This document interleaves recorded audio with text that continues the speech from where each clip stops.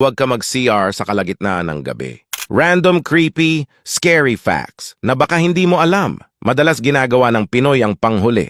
Ang mga taong late na matulog at late na din gumising ay malaki ang chance na maging psychopath. Sa 200 na tao na nakikilala mo sa daan, ang dalawa doon ay multo.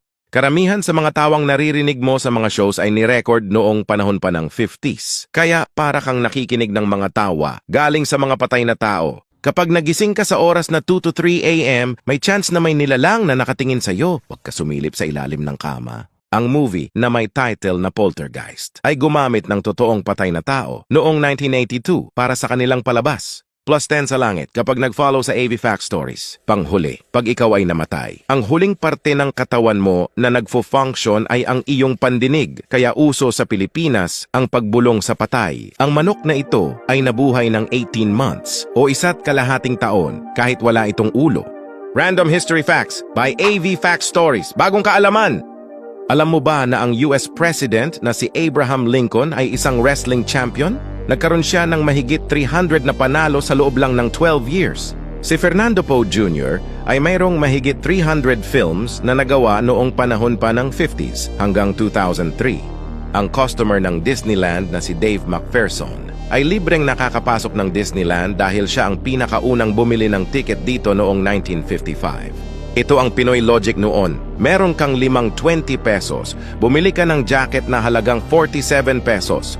Magkano ang sukli mo? Ganito ang itsura ng unang logo ng Apple product noong 1976. Imagine, ganyan nakalagay sa likod ng iPhone mo. Sana all may iPhone! Ganito bumasa ng isip ng tao.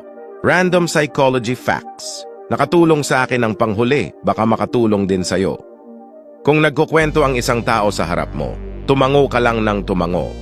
Mafe-feel nila na interested ka makinig sa kwento nila. Malalaman mong nagsisinungaling ang isang tao kapag nag-iisip pa ito ng sasabihin pagkatapos mo magtanong. Kapag pinahiya ka ng isang tao, mag-pretend ka na hindi mo ito na-gets. Kapag inulit nila ito, wag mo pa rin sakyan. Mafe-feel nila na napahiya sila sa sarili nilang joke at tatahimik na lang.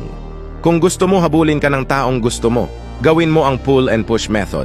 Kung hindi mo ito alam, ay gagawan ko to ng video, kaya mag-follow ka sa akin. At panghuli, kung gusto mong sabihin ng kausap mo ang totoo, patawanin mo muna ito bago ka magtanong.